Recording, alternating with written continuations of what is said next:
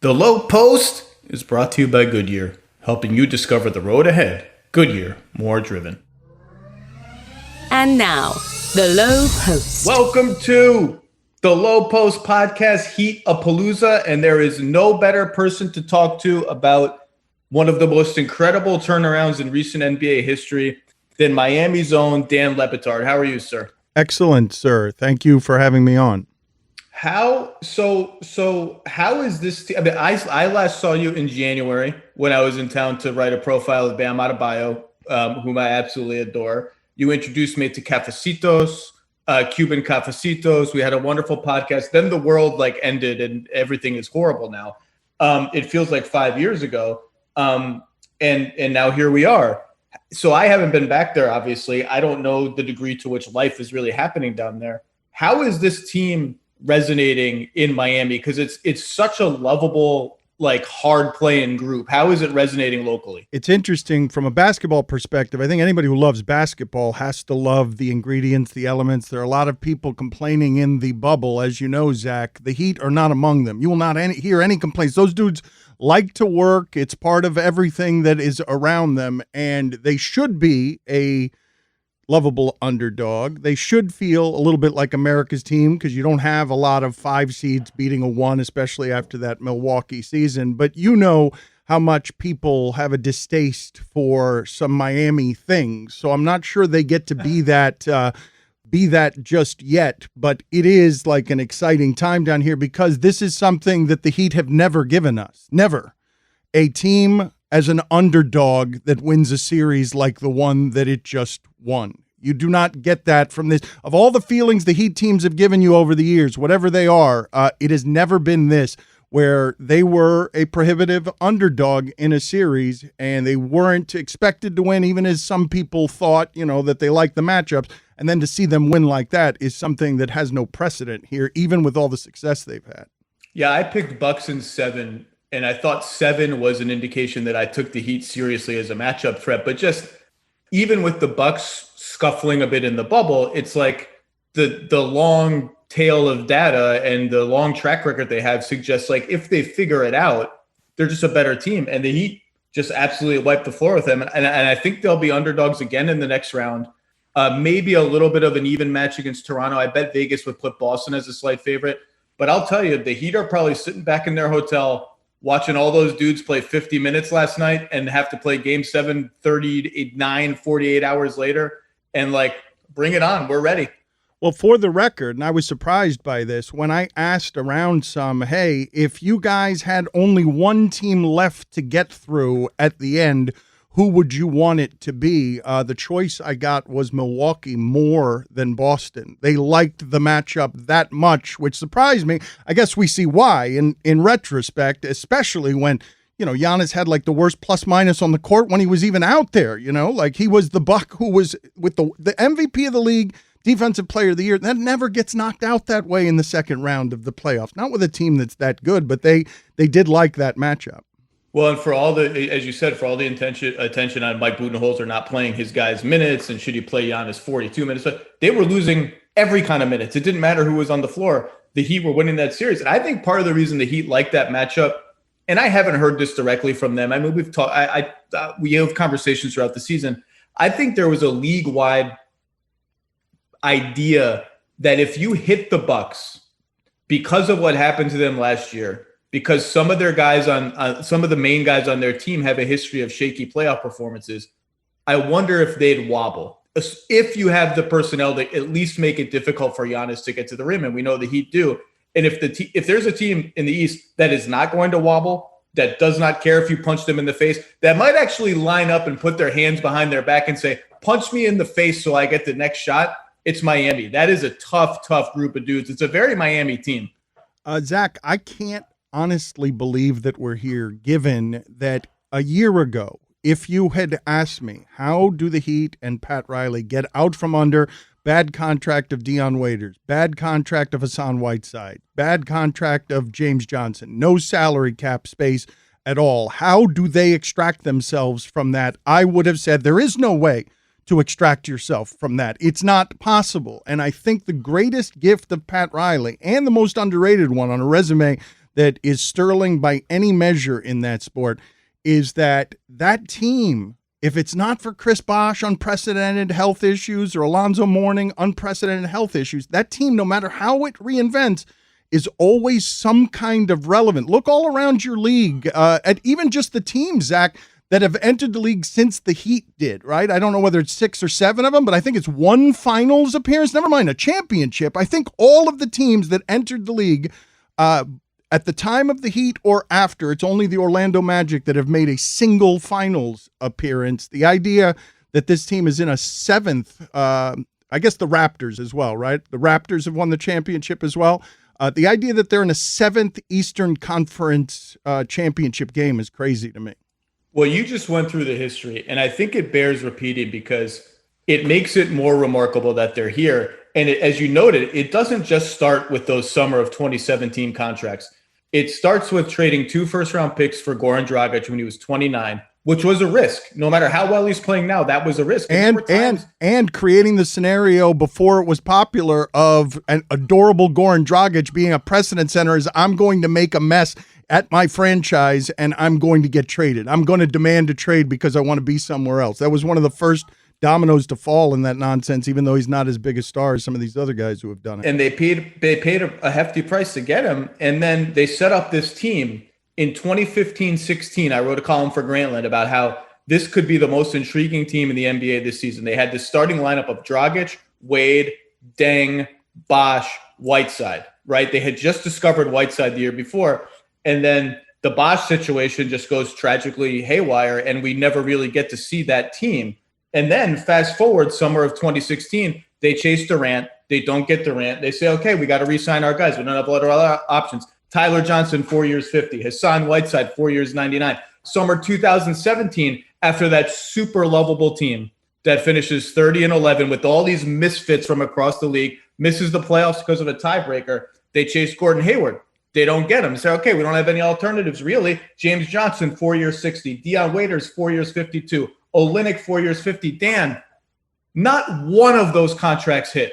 Not one. Usually there's one where you're like, that didn't end up being that bad. They're all degrees of bad. Olynyk is the least bad. And not only that, the first round pick that they get, the crown jewel, the guy that they turned down all kinds of picks to draft, the guy who was lauded as like the steal of the draft, this guy's going to save the Heat, Justice Winslow, doesn't really work out and is offloaded in a trade years later for Andre Iguodala and Jae Crowder, and yet they are in the Eastern Conference Finals. It's absolutely incredible. With a blueprint of, at the trade deadline, adding Crowder and Iguodala specifically to bother with athleticism, Giannis, during a series that was going to get into the muck of the half court, with the idea, and this season, Zach, no matter what the Heat tell you, okay, this season was absolutely not about winning the championship. It was about being as competitive as they could be to get to next season where they have the salary cap space to chase someone like Giannis if he wants to be traded. And so they made that trade at the trade deadline. Like, all that stuff was Giannis specific. It was not just to beat him this year. It was to beat him and do it in a way that demoralized him so that he would come here. And it's exactly what happened in the playoffs. Like, they got the seeding, the matchup they wanted. And if Giannis is going to get uncomfortable of having to do it by himself in Milwaukee, no matter what he says publicly, that's the reason or the way it would happen, where you look at that series and you're like, I can't do it this way. Well, and to your point, they telegraphed that by, they trade for Iguodala and there's all this haggling over what's the extension number, how long is the extension going to be? We can't interfere with the summer of 2021. They almost, but don't trade for Danilo Gallinari because the haggling in that situation led them to say, it's just, whether it's the summer of 2021 or the price tag for next season, it's just not worth it. We're blowing up that trade. And look, I'll cop to it. 2 years ago on a podcast, I asked sort of rhetorically, I said, I'm not sure who in the league has a bleaker short-term future than Miami. And I said it on TV. It was a TV/podcast. And I said it as the words came out of my mouth. I said to myself, I'm kind of being bombastic TV guy because I'm a little nervous. But I also it seemed like a safe bet. It seemed you weren't saying something. There weren't a whole lot of people saying that, wow, I can't imagine how bright Miami's future is. But I'll tell you, and you know this better than anyone. They are still, and the difference between Miami and Charlotte and Detroit and Washington, whoever it is they are Miami. And that doesn't just mean South Beach. It doesn't just mean cool ass city, all that stuff. It means they have built something that players around the league look at and say, that's a place that is no bull. That's a place that knows what it's doing and knows how to win. And somewhere along the line, somebody was going to go there, whether it was by trade or, I mean, Pat, if he gets in a room, he doesn't care if he has salary cap space. He doesn't care if he has draft picks. You want to come here, we're going to make it happen. And I think much more than South Beach, much more than the good weather, much more than he thought Bam was going to be a star. I think that culture more than anything is why Jimmy Butler is in Miami. And that's the one that really catapults them. I mean, in my defense, before the season, I predicted Miami would finish third in the East. I was super high on this Miami team relative to consensus, but I didn't expect this. This is insane. They got Jimmy Butler without salary cap space. They got him early in the recruitment process. A whole lot of people were calling Jimmy Butler an ego monster who was making a selfish choice that wasn't about winning. And now we look in retrospect, all the teams he's left have gotten worse when he has left there, every single one of them. And he has done for himself something pretty cool in the bubble in terms of just feeling like a winner when we have noticed that he hasn't done a whole lot of winning. Like, that was a fair criticism of him. If he's your number one, are you good enough? But speaking to sort of the culture and the getting in the room and the recruitment, I don't know if I've told you this story. I don't think that I have. But when they were pursuing Kevin Durant was super, super intrigued and inspired by how that meeting went, specifically as it related to them saying to him, hey, the way that Oklahoma City uses you with Westbrook, it's wrong. The game is too hard for you. We will get you easier shots. The game will be easier the way that we design everything around you because we think you're the best player in the entire sport. They were selling him, you're better than LeBron, you're better at this than anybody is. The game is just too hard for you the way that Oklahoma City is playing it. And Durant was so impressed by it that he said, yes, you're absolutely right, and chose a team that would be even easier for him to that's what I was going to say.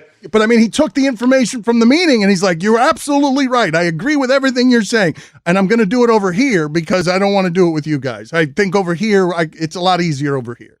No, I want to ask you this because you live and breathe Miami. I've had some of these conversations and I know what I've heard, but I wonder if, they sign all those contracts in 16 and 17. They're all bad.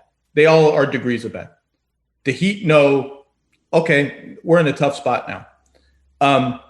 I wonder if during that time period, you ever sensed a feeling of demoralization from people within the team of, this is going much worse than we expected. Obviously, it's their job to set that feeling aside and grind and grind and grind. Try to find someone with the 14th pick. Try to find a trade like the Jimmy Butler trade. Try to find another guy with the 14th pick. Try to find a Duncan Robinson in the weeds somewhere. But did you ever sense, maybe for the first time, and I don't know the answer to this, a sense of, boy, this might be a dark time for us? Well, this is where they got trapped, right? Because they do create players, right? Hassan Whiteside, no matter how much we want to laugh at him, Hassan Whiteside, the unearthed 7-footer coming out of nowhere, is something you don't normally see. And they developed him into a player after, by the way, they were winning championships and Shane Battier is pulling him off the ground physically because he's laying down during sprints. And Battier's telling him, hey, we're champions and none of us are laying down and you're over here laying down. They got stuck because after everything that went wrong, could they let a value like Hassan Whiteside that they had unearthed and they didn't think he was worth that kind of money for month after month after month after month? And then all of a sudden they get into a position in the offseason where if they lose him, that's where the demoralization is going to start, where they start just losing everybody, everything. They can't keep anybody. And I remember the moment that I saw Pat Riley, a version of demoralized, because, I mean, he's done a lot of winning in this game. He's got this wonderful house in Malibu that's just amazing that he looks at, from the office on his phone, just longing for this house in Malibu. And yet he's still grinding in the office every day. And I'm walking through the hallway with him and they've got all those pictures on the wall and murals and stuff, and he like snorts and spits at not actually spits, but sort of spits in disdain, looking at Dion Waiters and Hassan Whiteside, and he just blurted, "Our so-called leaders." And I'm like, oof, this is not a good place for these people to be. Well, and you know what though? Well, then I'll flip it around. I mean, I know you talked to Pat. I don't want you to divulge any confidences, but I just imagine knowing, I mean, I've only had like 3 conversations with the guy, maybe 2 even. I don't know him. I know a lot about him. I just can imagine him adoring this team, both because of how they built it and the personality of it. It must be a special team to him. Have you gotten that sense from him? Well, what's funny about that is how insatiably greedy he is. It's impossible to satisfy him. It's why he's still doing the job. So he's not going to admit to loving somebody for getting out of the second round. Like he's not here for the cuddles, but yes, he likes that this team sort of represents in terms of personality, that everyone's seeing what you're seeing, not just that they win, that you wonder how they win. And then indisputably, holy, those guys play really hard. Well, and just it's really what they have done. I just don't remember. There have been a lot of teams that have built up from the middle, right? You're stuck in the middle and one trade, one great pick, and you're at 55 wins. I don't remember a team doing that out so quickly out of a cap situation like they are in. And to get Adebayo and Hero at the end of the lottery, to turn the 40th pick into Jimmy Butler and a first round pick and all that. To get Duncan Robinson from nothing, it's one of the most remarkable. Pat Riley bet on his staff to find players. He bet on the appeal of his team to get a star, and he bet on the creativity of Andy Ellisberg and Adam Simon and just the volatility of the market that he could get out of those contracts without as much pain as everybody thought they would cause. And you know what? He did it. It required a little bit of luck. Like, remember that Dallas trade that fell through where Dragic was going to be going to Dallas? I wonder how easy Whiteside is to get off if Yusuf Nurkic doesn't get hurt and Portland doesn't have a hole at center. But you know what? Those things happen. In Miami, because of lots of variables, is uniquely positioned to pounce on them. And Pat Riley bet right. Not only that, because they haven't had a ton of success in the draft, right? They got Dwayne Wade, but they haven't been a franchise over the years that has had enormous success in the draft. And in Tyler Hero, I don't know if this is a story that's been told before or not, but they're watching his workout, and in his workout they have this like shooting drill that they've had for a long time, and Tyler Hero was better than anyone has ever been in it. Even Ray Allen. Like, there was nobody who's ever been better in that shooting drill than Tyler Hero was. And so they're seeing something there that I don't know that the rest of us were, which is they're saying, and I don't know whether this is true or not, I'd actually defer to you on this because I'm not very good at sort of understanding what the ceiling of players who are 20 years old might be, but they think he can be better than Devin Booker. That seems a bit crazy to me, but they think he can be better than Devin Booker. Wow. That seems like a lot. I mean, he's only starting to dabble in pick and roll creation this playoffs, really, and he's been quite good at it. He did it in the regular season, too. He's been quite good at it. He's more of a knockdown shooter than Devin Booker. I think that sounds crazy, but just in terms of who do I trust more to make an open three, I think I trust Hero a little bit more. Devin Booker's obviously much more accomplished as a scorer. I'll tell you, though, what was very clear about Tyler Hero from day one was this guy fears nobody, and he's nasty. You can just tell by the way a guy goes to get a rebound in traffic, or the way the guy goes at a veteran in his first 10 games in the pick and roll, or the way the guy takes a shot in the last 90 seconds of a close game. He's just got a little bit of nasty that is very Heat and also like very rare for, I mean, he's closing games. He's closing games now over Duncan Robinson. He's making huge shots. Like, you just don't see that in a rookie, let alone the 13th or 14th pick. He played as many minutes as Jimmy Butler in the closeout game of Milwaukee. And when people look at this team, I know that Jimmy Butler is the star and reminds everyone, hey, we got 2 stars on this team, because he does not hold himself above Bam. They're a little bit different in that he might get the foul calls and the offense might be initiated by him in the fourth quarter, but it's not going to be him Donovan Mitchelling it or Jamal Murraying it. Like, they rotate all of that. I think the best emblem that they have in a uniform for the things they represent, though, is the guy that you came down here to talk to. Like, Bam Adebayo is just a grinder who will do every little thing, and you will not hear a bad syllable about him, as he has just physically sculpted himself into, the perfect evolution of today's big. That's exactly the guy you want, a guy who can guard. I mean, Zach, it's crazy. I'm watching these games, and you must marvel at the same thing. I'm like, how the hell is Bam Adebayo lined up at the top of the three-point line against whoever your best guard is? Like, how is he guarding him one-on-one when your best guard is a 6'3", 6'4" guy?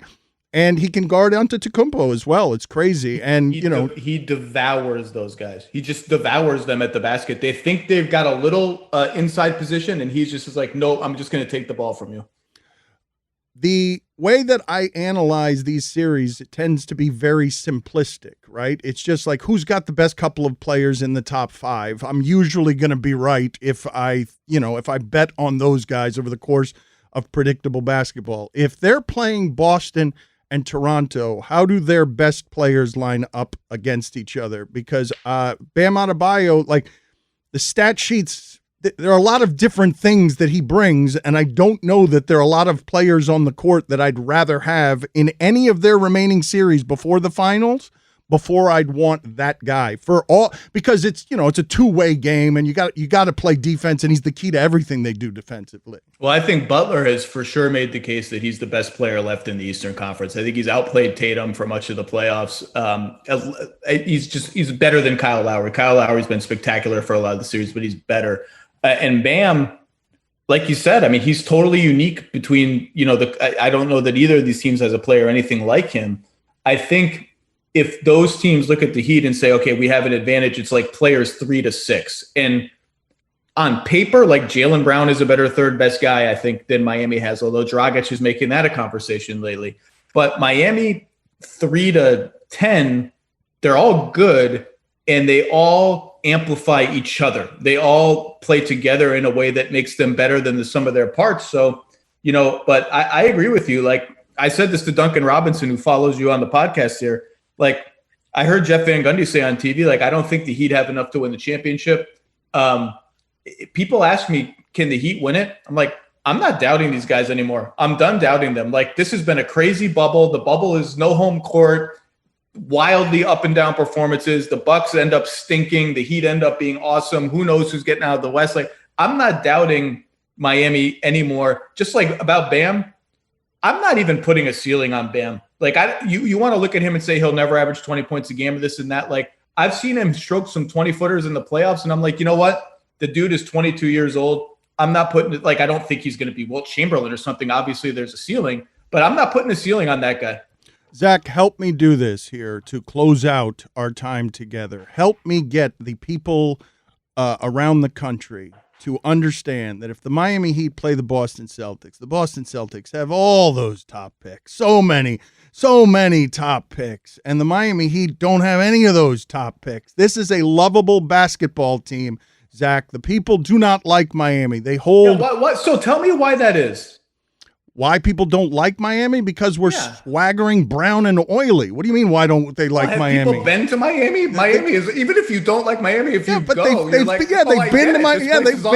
They've been to Miami, and they get caught in the bosom of the swaggering, oily brown guy who's got too much chest hair, too much cologne, and he's wearing a gaudy necklace. Like, that's what do you mean? Why do they hate Miami? They hate Miami because they look at all their fans, and we're loud and obnoxious, and Have they ever been on South Beach before? Forget the guy. Like, I go to Miami with my family. I don't hang out with those. I don't hang out with the club guys at the game. I'm not at the bars lining up to get into the bum clubs, but I'm at the beach. It's awesome. The food is awesome. The scenery is great. Like, what is not to like? I don't get it. Zach, we will not do better, okay, than you doing that club sound to close us out. I want to hear again Zach Lowe walking through Live, swaggering through Live. He smells a little bit like cologne. And what does the music sound like?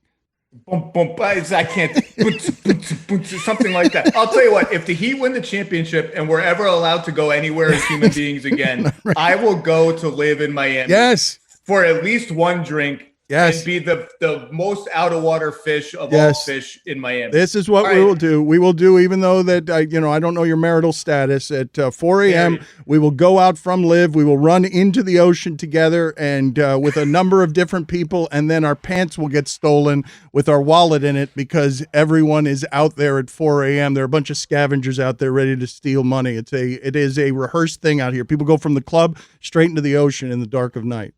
Dan Le Batard, you are the best in the business. I'm honored to get a little bit of your time. Please go do your actual job and enjoy this Heat playoff run, my friend. Do again the Zach Lowe walking through the nightclub. That's all I got. Thank you, Dan. Goodyear believes that movement drives us forward, that every mile traveled brings us one step closer to our goals. But Goodyear also believes in the importance of a rest stop, taking a breather to pause and reflect on the road ahead. Sometimes that's all we need to keep going. A moment to compose ourselves before we start moving forward again. So as you get ready to start moving again, Goodyear's here to help. Visit Goodyear.com to learn more. Goodyear, more driven.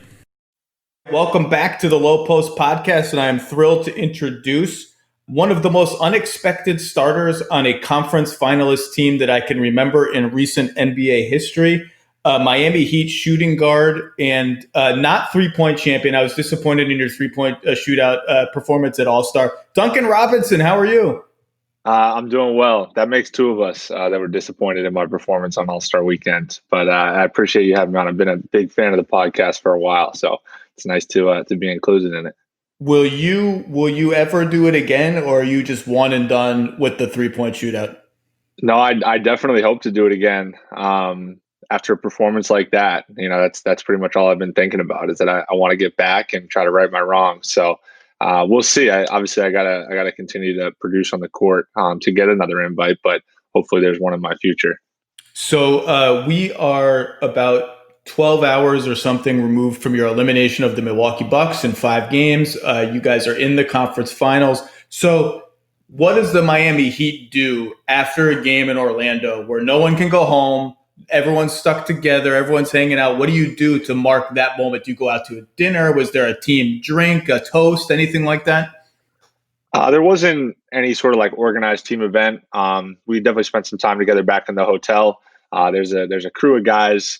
There's a Barcelona lounge downstairs, which is kind of like the central bar location. And there's a group down there, and whenever we win a playoff game, they're always blasting music and just kind of hanging. So I'm not a core member of the group. I've been a participant from time to time. So people just kind of duck their heads in and out and just kind of enjoy it. That was one thing that Coach Spoelstra said after the game is, especially younger guys, don't take this for granted. It's my first real season in the NBA, and all of a sudden I'm in the East Conference Finals, and just talking to other guys, it just doesn't work that way. So I'm just trying to enjoy every moment of it. Who's the core group of music blasters / good time havers? I don't want to say party animals. It's not their party, just having a good time. Yeah, it's exactly that. I wouldn't say it's any sort of party. Even though if any night did kind of maybe transition into party, it would have been last night. But Myers is a big member of that. Jimmy, they're big country fans, so they bring the portable speaker down and just start blasting music. Goran's always down there as well, and then a lot of the training staff and stuff like that. So it's a fun atmosphere for sure. Has Myers shotgunned any more beers like in front of the team after his early bubble performance? Was there like a celebratory shotgun last night? I don't think there was a celebratory shotgun, but Myers will let you know he is a huge Coors Light fan, and he only drinks them if the mountains are blue. So he reminds just about everybody of that all the time. But no, I haven't seen any shotguns. He came on the scene strong right when we got to the bubble with that. It kind of went viral. So, but no shotgun since. So Giannis gets injured in the middle of Game 4. You guys are up 3-0. I wonder, what does that do to the other team? We know what it does to the Bucks. Oh my God, our best players hurt. We've got to adjust. We got to pivot.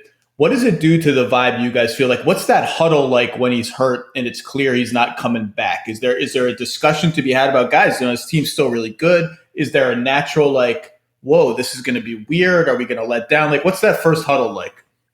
Sure. Yeah. I mean, first and foremost, we hated to see him go down. Playoff time, you want to play teams at their best. And the season he put together was incredible. And just to kind of have those really freak injuries, watching them, it wasn't even really like he stepped on anyone's foot. Just kind of crazy accidents. But yeah, absolutely. I mean, the Bucks as a team are incredibly capable. I think we saw that in the second half of Game 4. But there was definitely probably a lack of sense of urgency from the start of Game 4, and then it pretty much carried all the way through, that we were just kind of disappointed in as a unit. So there was a lot of timeouts, particularly Giannis Haslam. His voice is always heard in those types of timeouts, yelling at us and telling us to lock in and take advantage of the moment. But we just didn't quite have that heightened sense of urgency that we needed to close them out. Well, you got, although they made you earn it last night in Game 5, there were a couple of times when you guys got the lead to like 8 in the second and the third quarter. I thought, all right, Milwaukee's about to go quietly away, and they didn't. They made you earn it almost all the way to the end. Yeah, they're tough. I think everybody's saw it these last, whatever it is, 6-7 quarters. They're more than just Giannis. Chris Middleton is incredibly tough, and sometimes like that, when a guy goes down, it emboldens other players as well to be more aggressive. And I think you saw that a little bit last night. Dante played really well, and some other guys stepped up. So, they had the best record in the league for a reason. It wasn't just one player. Bledsoe couldn't make shots, but he was like, that's the hardest I've ever seen him play on defense for a full game. And like, he always plays pretty hard, but he was absolutely flying last night everywhere, getting his hands on everything. Like, I was like, damn, you can see when a team, like, everyone sort of chastises the Clippers as a flip the switch team, right? Like, oh, they only care when they have to care. But like, every team has gears. Like, no team plays at full gear all the time. And when you see a team that's like backs against the wall, full gear, it must have looked different on the court last night, particularly with Bledsoe, right? You could see it. He's incredible. The way he starts and stops and covers ground in rotations and closeouts, and getting his hands on passing lanes and that sort of thing. But absolutely, we talked a lot about it actually after the Game 4 loss, and that in many ways a comforting place to be is you're back against the wall, and that you kind of understand what's on the line, and you just kind of got to go out there and play. Where we were at is we were trying to manufacture that sense of urgency, and credit to the coaching staff. I thought they did a really good job of just really tapping into that. The day before Game 5, that film session was just all about really growing and building that chip on our shoulder, because truthfully, that's when we're at our best. I think we have a group of guys that really embrace that, understand what it's like to be overlooked, and welcome that and are excited by that.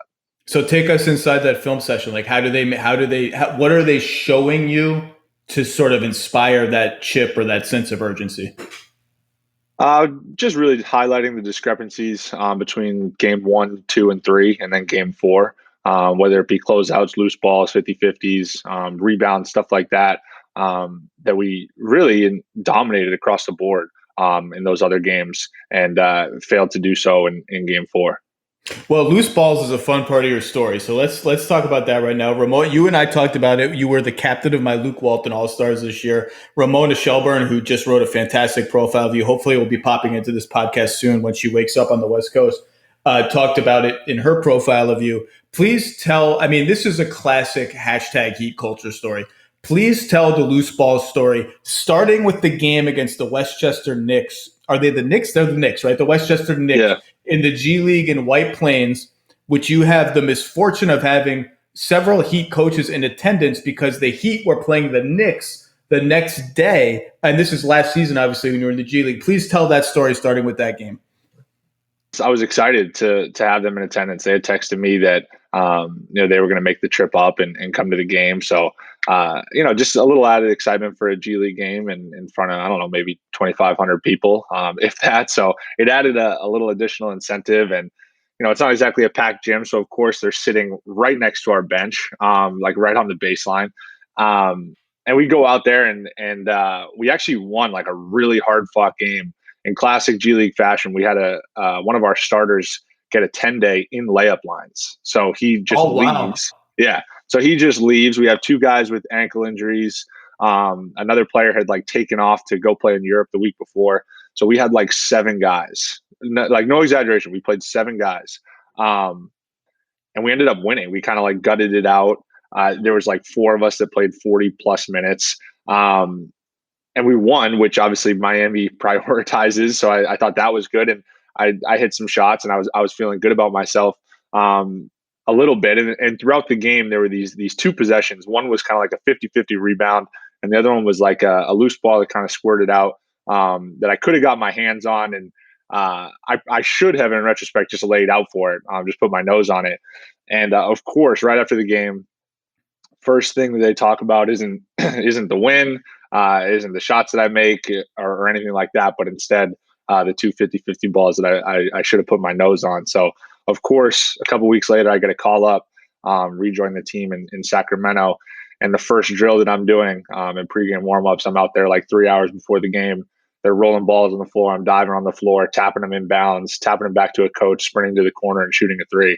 And I wasn't able to shoot like 3s in succession. Like I had to, in order for me to get a 3, I had to lay out basically and just dive and get a 50-50 before I earned the privilege to shoot a 3. So it was hardwired, and that drill existed pretty much through the remainder of the season. Who's throwing the loose balls, and were they mean? Like, were they throwing them hard and at like tough angles? Like what's the trajectory we're talking about? It's a combination of Rob Fodor, who does a lot of player development. He's basically our shooting coach, and Chris Quinn, which is a maniacal combination, I might add, because they just kind of play off of one another, and one might throw a crazy loose ball and the other one tries to outdo that, and it just becomes a whole thing. But I will say, like I said, it really did hardwire into me the importance of going after those with a certain amount of vigor and just persistence. Do you have like old school YMCA knee pads that you put on for these drills? Yeah, well, that's a Miami Heat staple. Oh, that's practice. Right. You walk into practice sometimes and it says on the whiteboard, pads today or something. You're like, okay, we're going to beat the hell out of each other. Yeah. So Miami, like I said, that's a staple. Every practice, knee pads, taped, all that good stuff. So, those are non-negotiables. Without naming names, have you ever had a player in the NBA tell you, I don't think I could play for the Heat. I don't think they're for me? Short answer, yes. I will say this, though. I think in my experience, I think the perception precedes the reality, in that I'm not saying it's not as bad as it sounds, but I do think that in conversations in different circles, it comes across as almost like crazy. And it's not that. It's just more about just being incredibly diligent, and just, the Pat Riley slogan, hardest working, nastiest, all, down the line. So I have heard it before, but I don't know if it's for good reason. Have you, Duncan Robinson, ever failed a heat conditioning or body fat test? I never have. Yeah. So is there shaming when someone fails? Is there like a public shaming ritual that the Heat have, where like Riley comes down from on high and holds some kind of ritual for the shaming? It's not as thought out as that. What they will do is they post weight and body fat in the locker room on one of those screens. So actually, when we made a deal at the deadline and brought in some new guys, of course they're enshrined into the weight and body fat ritual. And the first thing they do is post everybody's. And a lot of teams don't hold people accountable to that the way Miami does. So it's natural for it to not be as low. So there you have it, like a couple of the new guys all the way down at the bottom, where you don't want to be, and all of us at the top. And of course they work their way right back into it. we're right in the mix, a couple weeks later. Well, I always tell the story of like when James Johnson had his best year with the Heat, which was, of course, before he signed his big contract with the Heat. There was a story that came out in like the South Florida Sun Sentinel. It might have been Ira Winderman. I can't remember who it was, about how James Johnson had lost 30 pounds. And I was like, I never once looked at James Johnson and thought he needs to lose 5 pounds, let alone 30. And I asked him about that, and he was like, neither did I, but it turns out I'm like much faster and much better and still kind of just as strong. I was like, damn, like you can look at some guys, hell, you can look at me and be like, he should lose, X double digits amount of pounds, but like 30 pounds. James Johnson was like a mixed martial arts fighter. Yeah. First off, I love James Johnson. One of my favorite teammates I've ever had. He looked out for me as much as any player has in the NBA. So special shout out to him. But yeah, I mean, I will say this, that as soon as you're a part of it, I think they do a really good job of seeing something in yourself that you may not see. And they're just going to get it out of you. And it's just the day-to-day approach. Someone like JJ, I'm sure, comes in. The goal isn't to lose 30 pounds right off the bat, but instead, like, let's just try to get this down. Let's see where we can push this. And just day after day, you just continue to push the envelope. And sure enough, after a while, you have that to show for it. So you guys, I think, are the only team that came into the bubble.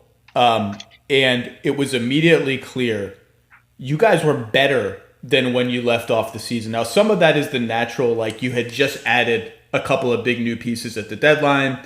And so you didn't really have time to incorporate them very much before the season was suspended. But like, if you had told me you come in and you pick up right where you left off, that's one thing. You came in, you reinvented your starting five and you got better. When did you have a sense? Obviously, you're apart from your teammates for quite a long time. Then you start having these workouts where you see them from across the gym and you wave to them and that's it. When did you have a sense of like, whoa, we're kind of ready. We're kind of ready for this in a way that maybe is unusual among the other 21 teams that are coming here? That was a conversation we were all having throughout quarantine, in that we had pretty much all of our guys in Miami the entire time through. And just talking to peers or friends across the league, that really was not the case for other organizations. Guys were not in their cities, were back home in their hometowns, or if they were in their cities, maybe there were a handful of them. But we had pretty much the entire roster in Miami the whole time, going in 4 or 5 days a week, getting workouts, starting to do the weight and body fat again, strength and conditioning on the court.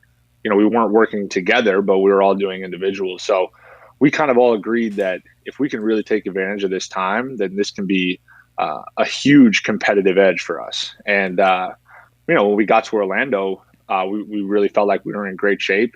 And once we started practicing together, it was like, finally, like we'd been tired of just the one-on-one workouts with coaches. And it was just a great feeling to be back together in the gym and get back to work. And then obviously, like you said, those seeding games, there's definitely some feeling out. There's some lineup changes, and a lot of it was due to Kendrick had to join us a little bit later than anticipated, and rhythm is such a big part of the NBA is what I've learned, and just gaining that synergy and playing with each other and knowing where everyone's going to be on the court. So it was a fun stretch, those seeding games, and just kind of building that momentum and starting to realize, hey, we could do something special here. Kendrick, for the first time last night in Game 5, looked like himself. I thought it was the best he had looked on both ends. He looked confident. He looked crisp. And there was a time during the early part of the playoffs where it felt like maybe he's just not going to work his way back into the rotation. You guys have Iguodala and Crowder now, but I thought last night he really kind of looked like himself again. And all of a sudden, you guys are as deep as you've been all year. Yeah, absolutely. Obviously, in an unfortunate circumstance in that he had to go through the protocol and join us weeks late. And, I can only imagine how difficult that would be. And we're all working back into shape together and getting back used to playing with each other. And he misses basically 3.5 weeks of practice and is just asked to come in and play right away. So that's a challenge. It's no surprise that he was maybe out of funk a little bit and not quite in a rhythm. So no question. Only a matter of time until he got it back, and we all knew that, and we also knew it's a huge advantage to have a guy like that who's basically started the entire season, that can come in and be a spark like he was last night. When did you learn we're starting Bam at center, we're starting Jae Crowder, and we're not playing Myers Leonard, or he's going to come off the bench or whatever it was going to be? When did you learn as players, we are going all in on this look, this is our new starting five, this is it? I think it was the second to last seeding game. I think we had some different lineups because of guys coming in and out, and some rest, and doing some different things. So there was some uncertainty of like, okay, this is kind of what we've been going with, but is this permanent moving forward, or what's this going to be? And there wasn't any sort of like announcement around it. And then Goran missed a couple games just because of rest, and they wanted to give him some time. So we were still kind of trying to wrap our minds around what it was really going to look like once everybody was back.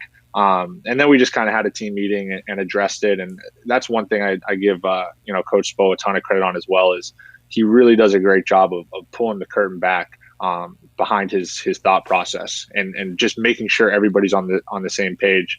In my career and through my experiences, something that has always frustrated me as a player is you don't really know where your head coach stands, and you're trying to figure out, and you're speculating, and you're guessing, and you're trying to figure out roles. And he clearly defines it and makes sure everybody's on the same page, just because if you know your role and you're hearing it straight from him, it just gives you a certain level of clarity in your mind, and that this is what I'm being asked to do, and just allows you to go out and do it.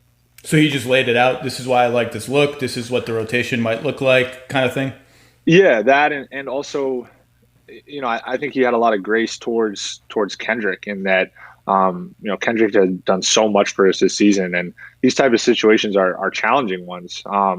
Obviously, it's the decisions that he gets paid to make, but that doesn't make them easy. And Kendrick's done a lot and sacrificed a lot, and to have him, obviously media and stuff would coin that lose his starting spot. But the reality is it's just all about winning. And he clearly thought that Goran and inserting Goran into the starting lineup would help us do that. And it's hard to argue. I mean, Goran's been incredible in the playoffs so far. Well, that's hat here, if you can see. Oh, I didn't know that was his Goran. I didn't know there was Goran Dragic merchandise. Yeah, I'm rocking. Is that a dragon? Is that a dragon over a GD kind of? That's GD cool. Dragon. Yeah. Wow. I got to go to gorandragic.net.org and get some Goran Dragic merchandise. That's quite nice. I'll see if I can send you one. I know he's got plenty. So, look, I said a couple podcasts ago, like, Butler's been amazing. Tyler Hero, who we'll talk about, has stepped it up in the playoffs. But I think the biggest story, other than the reinvention of the starting five, has been Crowder. And Dragic is playing like an all-star again. And Crowder, you know this, you follow the news. You guys were in semi-serious talks to get Danilo Gallinari at the trade deadline to, I think, address what the team, I'm just guessing, thought of as, we could use a little more outside shooting. We could use like a legitimate high-volume stretch four, gunner, marksman, sniper, and that's what Gallo is. But if Jae Crowder is going to shoot like this from three at this volume, you got that with better defense. You didn't need Danilo Gallinari. So that's been, to me, a huge story, is that he's just launching, and he's probably at 38% in the playoffs on like 6 threes a game or something. Yeah, Jay's been huge. It's funny because, as soon as I got in the gym with him, I'm like, God, this guy can really shoot. And I guess his numbers prior to getting to Miami wouldn't fully suggest that. They're all over the place. It's crazy how his three-point numbers have gone up, down. He had the one great year in Boston, then down. It's like, I don't know if he can shoot. I guess he can. I would say the low numbers are the anomaly in that case, just because I've seen it firsthand that he can shoot at a really high level. And obviously, he's done it on the biggest stage, and that he's doing it right now. I mean, he was huge for us, particularly this series with the Bucks. If they're going to put Giannis on him, Giannis's strength is that he's just such a good weak side help defender. And he just does such a good job mucking up the paint and just creating difficulty scoring in that painted area. And Jay just having the opportunity to be out there and bring him away from the rim and just make shots at a high clip.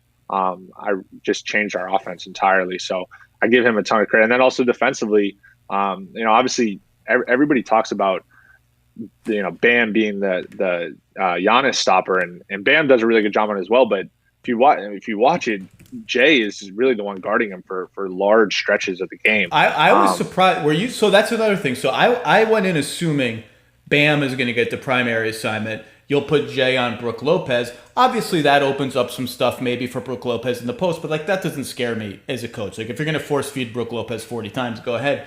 So I was a little bit taken aback by Jae getting the primary Giannis assignment and Bam being on Brook. Were you taken aback? And again, so when do you get to defensive assignments for a playoff series?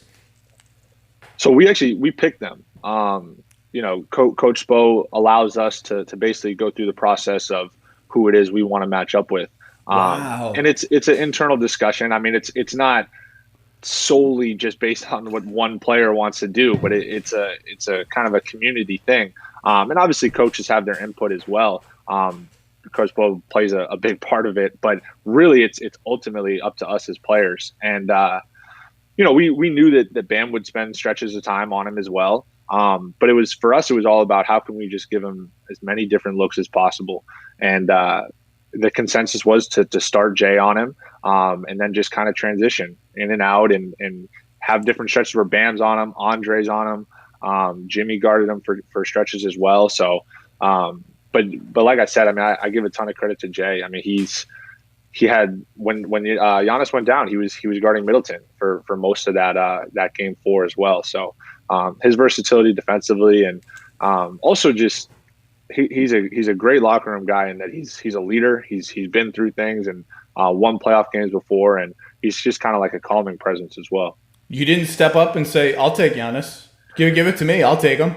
Yeah, I figured we had a handful of guys on the roster a little bit more qualified than myself to man that challenge. That's cool. That's cool though. I think that's a cool bit of like, empowering the players, because I mean, you guys are on the court. You guys are the ones that sort of feel what those assignments are like. You feel the force of the guy. Can I really handle it? All of that. That's kind of cool. Ramona Shelburne is going to pop in and join us in a minute here, so we'll have some good talks with her. But Bam, I'll tell you, these teams that are trying to go at Bam on switches, these guards that are trying to go at Bam, Giannis, they just have to stop doing that. Like there's just these guys are getting absolutely swallowed whole by that dude. They have no chance. His defense, I had him second team all defense. I don't think he made it. They just released the teams yesterday. I don't think he made second team all defense. He was second team. Oh, he was second team. Yeah. All right, so my vote helped. Jimmy didn't make it. That's right. There was some angst about Jimmy not making it. Bam these teams just got to stop going at Bam because it's not going to work out. That dude is an absolute monster, and he plays with like this ferocity that I'm sure you see. Like he just wants to humiliate you. Like if you come at him, he wants to just eat your lunch and embarrass you, and like he has no sympathy for anybody. Yeah, it's been really interesting watching Bam really just kind of ascend onto really the radar of people nationwide. Just because I remember my first experience with him playing in Summer League 2 summers ago, and just seeing this combination of, first of all, like competitive will. I mean, you kind of said it in just his ferocity, but also his combination of athleticism and skill. And so many people want to point at skill of like, can he shoot threes? First of all, I think he can. I think that's in his future. He's not asked to do that right now. But his versatility and his ability to handle the ball and decision make has grown so much since I've known him and since I've been with the Heat. And then obviously, like you said, his defensive potential and versatility has totally just changed our defense, and that it's allowed us to switch so many more things and flatten teams out and just stop teams from getting to those triggers and those advantages. So I certainly, if I was a ball handler, would not want to have him on me. I think it's funny because as a guard, maybe sometimes you feel like, oh, I got a big switched onto me. Let me take advantage of this matchup, but he is certainly not your typical. Yeah, the correct calculation with Bam is I have Bam switched onto me. Unless I'm LeBron James, let me pass the ball to somebody else, and maybe even then let me pass the ball to somebody else. So it's funny, we're talking about Bam. Bam, I think, was the 13th pick in the draft, or 14, something like that. Tyler Hero is 14, I think. He's taking on an increased responsibility, handling the ball more. You are an undrafted free agent who's now, one of the best 3-point shooters in the league. I said this with Batard earlier, like what the Heat have done as a franchise in 2 years is one of the absolute most remarkable turnarounds for a team in this sense. We've seen teams build from the middle, like 45 wins and hover, and everyone wonders, are they trapped in mediocrity? And they hit one transaction and they move up. Like, that's possible. It's really hard. Like, sometimes it requires a James Harden trade or a Kawhi Leonard trade, although the Raptors were better than 45 wins before Kawhi. It's hard. The Pacers did it with like a great series of draft picks back in the Paul George, Roy Hibbert era.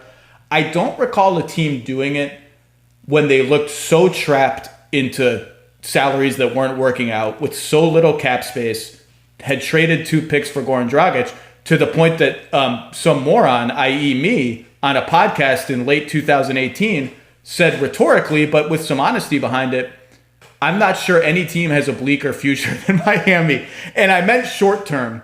And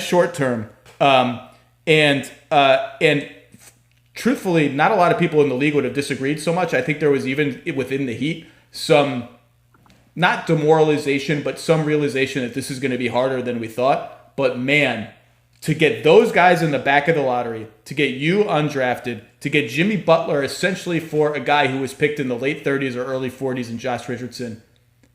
Spo gets all the attention and he deserves it. He's an incredible coach. What that front office has done is so far beyond what anyone could have expected. Like, all those dudes, Pat, Andy Ellsberg, Adam Simon, Chet Kammerer, whatever they're getting paid, they should get paid more because what they've done is incredible. Yeah, I think you said credit can go a lot of different places, but certainly a lot of it starts at the top and it trickles down. And, so much of what the organization stands for is symbolic of how we've gotten to this point. From when you made those comments not too long ago, but I was not alone. Like it was not like a heterodox point of view to worry about the Heat, except what we always said. Everyone was like, except they're the Heat, and by that people meant even within the league. People would say, man, if this wasn't, I remember lots of people would say to me, if this wasn't the Heat, we'd all be laughing at these contracts.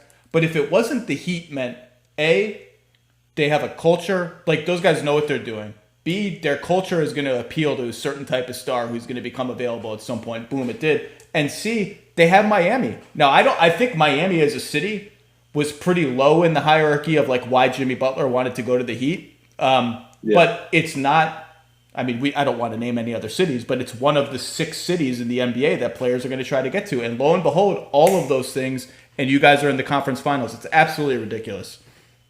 It's interesting looking back to last year. Obviously, that was my first year in the NBA, and I'd hardly played at all when I was up with the Heat. But I really did gain a lot of perspective in that for much of the year, we were just outside the playoffs, maybe the 7-8 seed, hovering in that kind of area, like you said, just kind of mediocrity. And, we had conversations, and I remember Coach Spo having conversations with us as players of, there are a lot of organizations that would basically start playing for ping pong balls and start looking at, okay, how can we play the young guys? I don't want to say not try to win, but basically position ourselves better moving forward. And he was adamant that that's not what this franchise is about. That's not what we're going to do. And I think it created meaningful games in that stretch, and that we were vying for that 8 seed. Last year, we didn't get it. But there are younger guys who gained the experience of what it's like to basically play in playoff games, and that every single one of those games was like an all-out must-win for us because we were battling for, I think it was Brooklyn and Orlando for those 7 and 8 spots. And I think that you can't overlook the experience that really guys like Bam got in that stretch, and that what it means to win and impact winning. And I think you saw the experience that he gained there on full display this year. And just that, I think one of the biggest separators, and granted, I only have my perspective in playing for Miami, but from everything that I've heard is that every single game is prioritized in Miami, every single practice, every single workout, and all the way through.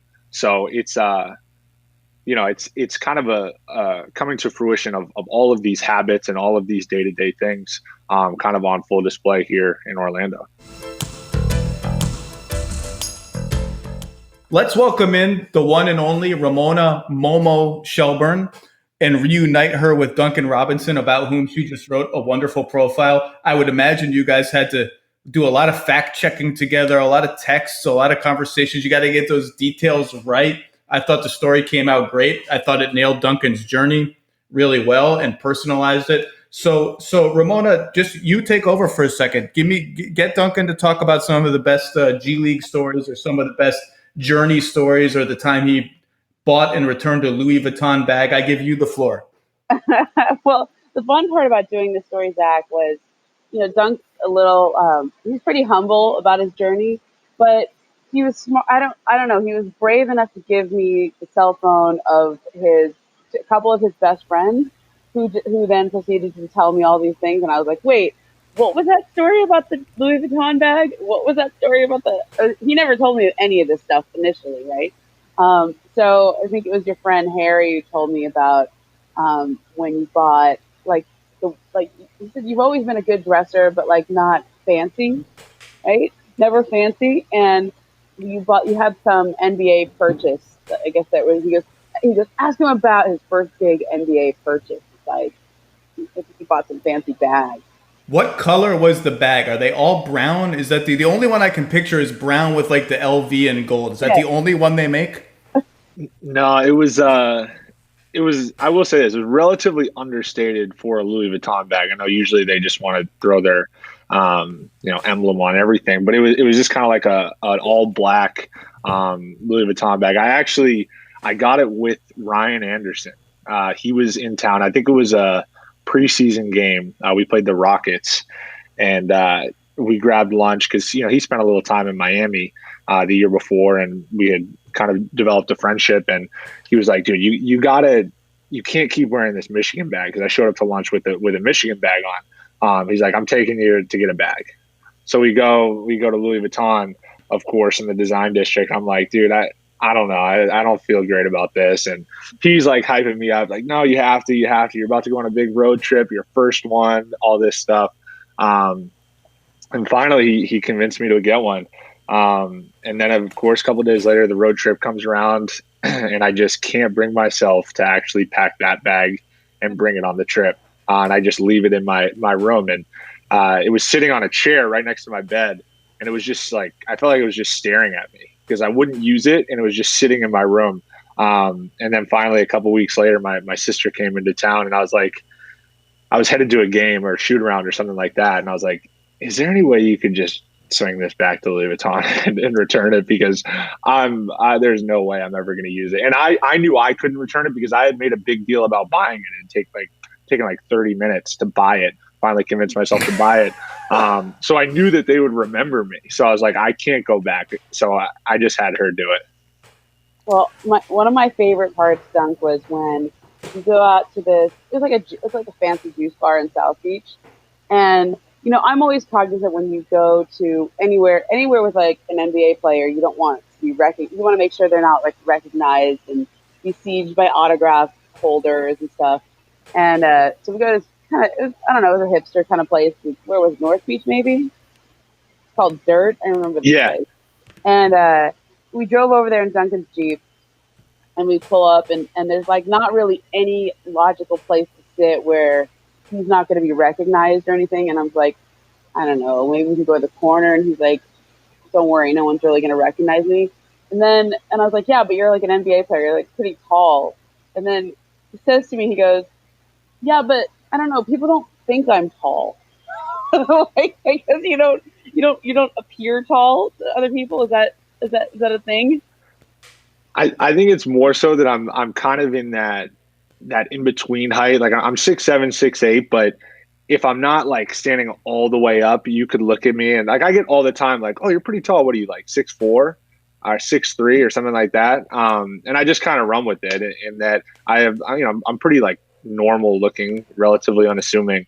So I feel in general, I'm I'm pretty anonymous, which personally I love. And I would hope that it stays that way, particularly in Miami. And in a city like Miami, there's a lot more important people running around than myself. That's for sure. What's your wingspan? Like 6'9", 6'10". Oh, that's it. Not, it looks like your arms are. It looks like your arms are pretty damn long. But I get nothing crazy. More so just skinny than long. It might be an illusion. So did anyone recognize him? Is that the end of the? What's the end of the story? No one recognized him. And then he doesn't tell me at all about this Jeep. Okay, this Jeep is. I had to go to Harry and his mom to figure out this Jeep was a pretty important car in his life, right? So who's on the lease of that Jeep, Dunk? Well, actually, I recently the lease ran out, so Okay.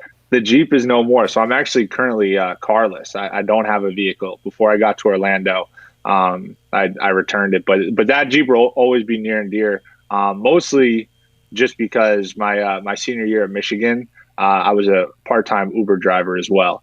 So I had a lot of good rides in that Jeep, a lot of time on the road, and a lot of great memories. So it'll be a tough one to let go. Whose name is on the lease though? What's that story? Well, it's my name.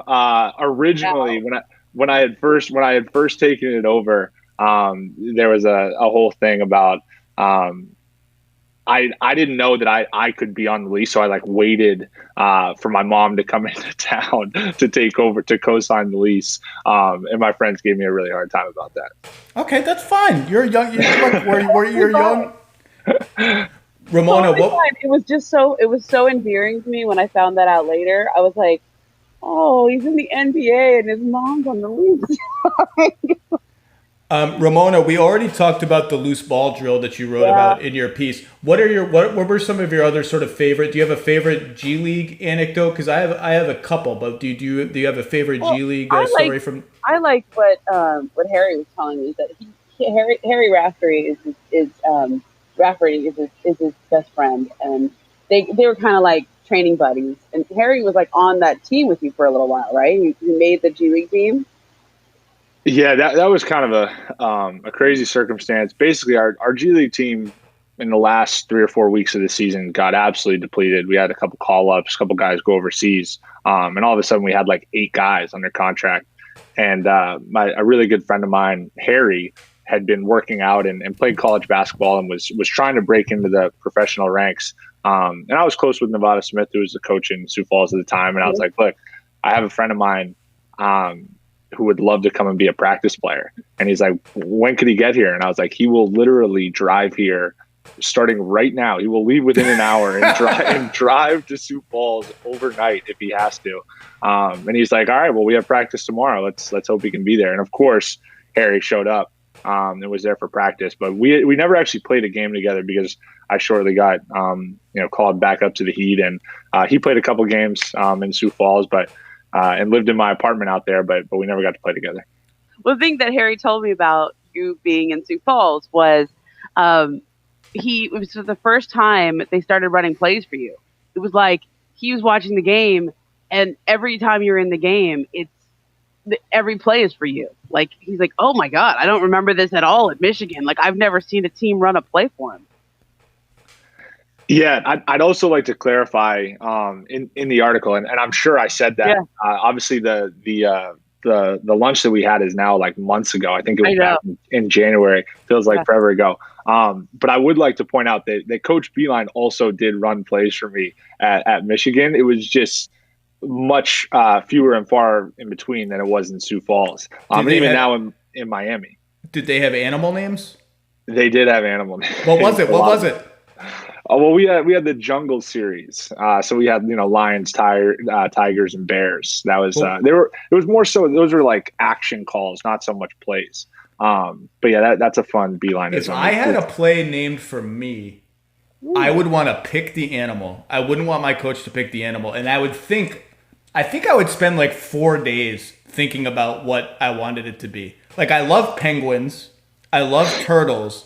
They're not exactly fierce animals. I don't know if I want the coach. Turtle. Bald eagle. Bald eagles are badass. I might go bald eagle, something like that. So Spo once told me about the G League. He said when they sent you down, when they were going to send you to the G League, he said, I told Duncan two things. Number one, I want you to shoot 23s in a game.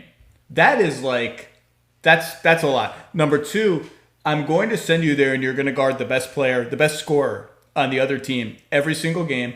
And you're going to get lit up sometimes. You're going to get burned sometimes. I don't care. I just want you to do it. So the threes, we know you can shoot. It doesn't matter if you took 20. Did you really guard the best player every game, and how did it go? I did for the most part. I mean, obviously, if it was like a center, sure, the best wing like scorer, exactly. So, I was basically forced, but I also welcomed it and was excited for the challenge to guard like the best wing player. And the G League has a ton of talent. It's in my opinion, an incredibly overlooked league, and that there are a lot of incredibly talented basketball players, and there's no shortage of scoring. That's the other thing. And guys are aggressive and can get them up. So that was a great learning experience for me, and just challenging myself on that end of the floor. So I did, in that I was asked to shoot a bunch on offense and then guard the best player most of the time. So I learned a lot about myself that year for sure. Did they light you up, or did you hold your own? Oh, they got the better of me some games. There are definitely some growing pains, but that's how it goes. I mean, when you put yourself in those vulnerable situations and are competing against really talented players, that sort of thing's going to happen. It's more so about just, can you continue to learn and grow from it and just try to apply it moving forward. Ramona, you led off your story with a really, I thought, touching anecdote / whatever about imposter syndrome, and about Duncan feeling, I think we all feel this, frankly. Like, I feel it when I'm on TV. I'm like, this is insane. Like, what? I'm just an idiot. Ramona, how did you learn about that conversation? Who told you about that? And were you almost uncomfortable bringing it up with Duncan, or did you feel like, because that's a vulnerable thing, but did you feel okay bringing it up? Well, he and I actually talked about that a lot at lunch, right? Didn't we talk about that? I forget how I think you just brought it up because we were talking about people who you listen to. And you listen to JJ Redick's podcast a lot. Duncan studies like everybody. You study Joe Harris, you study Kyle Korver, you study JJ Redick. And I guess I think I maybe brought it up, just this idea of like, can you believe that you're in the NBA now? Like, you were at Williams College a couple of years ago. And I think you brought up that JJ Redick had always talked about imposter syndrome. And I knew how close he and Spo were. But once you told me that story, then I went back to Spo and he kind of fleshed it out a bit. You still feel that at all anymore, Duncan? Or are you no longer an imposter? Are you just a belonger at this point? I still feel like it creeps in every now and then. I mean, doubt is a very real thing. And, for much of my career and what a lot of my career has been about is really convincing myself that I belong. And whether that be the jump that I made from high school to college, Williams to Michigan to the G League, and then G League, to the Heat. It's always been a process of really growing that like deep internal belief that you're capable and that you're good enough. And I'm not one of those people that just kind of has that irrational confidence. And I say that as a positive, and that I wish that I did. But the reality is I'm kind of like a classic overthinker. I overanalyze and hyperanalyze every situation, and much of it requires, first and foremost, knowing that I'm prepared for opportunities, but then also actually experiencing success and having my work and my preparation come to fruition in terms of, whether it be playing time or making shots or helping a team win. So it's an ongoing process, and it's an ongoing battle. It's not something that just goes away, but instead you just kind of learn to grapple and deal with. Have you felt the increased attention from defenses in the playoffs? Like, okay, my actions have been scouted to the nth degree. It's a little harder for me to get open. How else can I help the team? Have you felt that? Absolutely. I had this conversation with JJ Redick not too long ago, and I was just kind of picking his brain on, you hear so much about playoff basketball and how it's almost talked about like it's just a completely different brand of basketball. And I totally get get that now, and that there are very, very distinct differences. I think he said it really well in that for guys like us, it's basically very similar to one of those regular season games where you go into it and you feel, okay, this team did a really good job of scouting and had a really good game plan set. And that's game one. And the crazy thing is game 2, 3, 4, and as the series goes on, teams continue to make more adjustments. So as a player, it becomes, okay, how can I make an adjustment to their adjustment? If they're going to try to take this away, how can I be creative and find another way to be effective? So it's, like anything, I'm just trying to treat it like a process of continuing to grow and learn. And, I've had struggles in games where I haven't been as impactful as I've wanted to be. But at the same time, that's kind of indicative of what my journey's been all the way through. And then I just want to continue to be persistent and continue to just try to help my team win. Well, Zach, one of the things that I kept hearing when I was in Miami or getting ready to do the story is how much Spo really liked Duncan. Like, it was just, I remember, I think I missed Spo before the game. Like, Nick Friedel did that move where he cornered Spo. And I was like, hey, I was supposed to talk to him right now, right? I think he was doing another story. And he goes, I'm going to call you about Duncan Robinson. Don't worry, I'm going to make time for this. And then he and I ended up speaking on the phone for quite a while because he really, I think he really sees it. I mean, he may not have put that together until I said that to him in that sense, but he is you, right? He's the video coordinator who, people didn't take seriously initially, especially when he's coaching the Big Four. And I think that, there are a lot of hallmarks in just, once you stop questioning yourself and you start just believing that you are the guy, you are destined for this and that you belong there. Everything kind of lets go, right? I mean, and I liked his line when he said, when Spo said, you can't be a sniper out there when you have too much clutter. Like, if you have that much clutter in your brain, you can't, you're thinking, oh, do I belong? Is this my job? Is this my role? You're not thinking about just making this impossible shot that you need to take now. Yeah, absolutely. I very specifically, before the season started, before training camp and anything,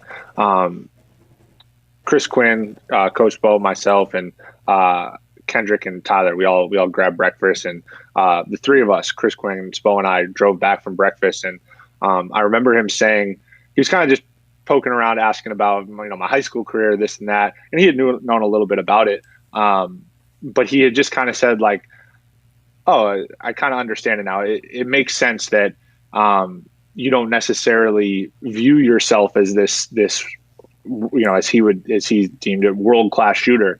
And that the moment that, I remember him saying, the moment that your esteem catches up with your skill set is when you'll really be impactful. And that kind of sentence really stuck with me, in that I realized that I really needed to grow that and really grow that confidence and belief that I was really capable of helping Miami Heat win games. And he really, a ton of credit to him, he really helped me grow that. I have 3 rapid fire questions to end with. One that dovetails with what you just said and what you said to Ramona and her wonderful profile. Do you still have to run wind sprints if you pump fake out of 3-point shots and don't take them?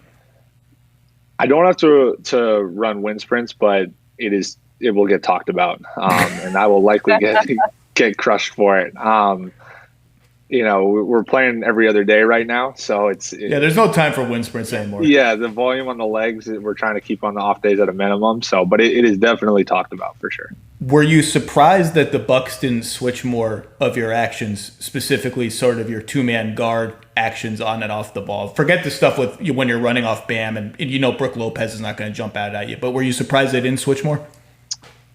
I thought it could have been a potential adjustment, and it was something that we talked about, but that's also who the Bucks are. They're not going to switch out the ball. They're going to protect the paint, and they're going to stay true to those principles. And as the series went on, it wasn't so much that they made adjustments, but more so that they just kind of doubled down on their philosophy of doing those things. So I wouldn't say it surprised me, but it was something that I was thinking about as a potential adjustment, but obviously, they didn't end up doing. Now, you're harder on yourself than anyone, so I feel comfortable asking this question. You got back cut a couple of times in Game 4 and once in Game 5. Have you been yelled at by the coaching staff for this? Has this come up in film session, or are you still angry? I can tell you're already shaking your head. You're mad. Sorry, I noticed. I know. I'm sorry. Oh man. No, I don't apologize for noticing. I'm sure everybody watching noticed. It was hard not to notice. Yeah, that's a incredibly frustrating sequence. I guess all three of them.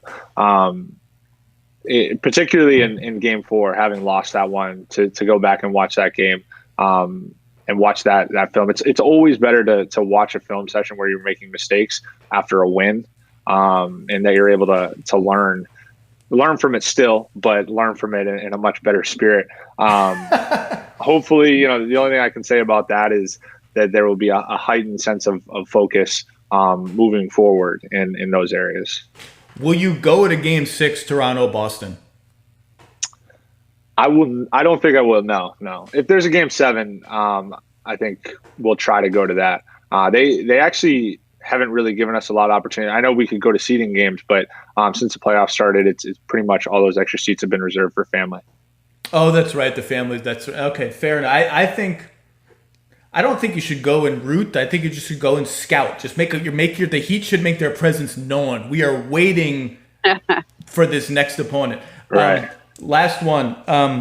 You said to me offline before, I don't think I'll ever have another teammate like Jimmy Butler as long as I play. What do you mean by that? He's just such a unique personality.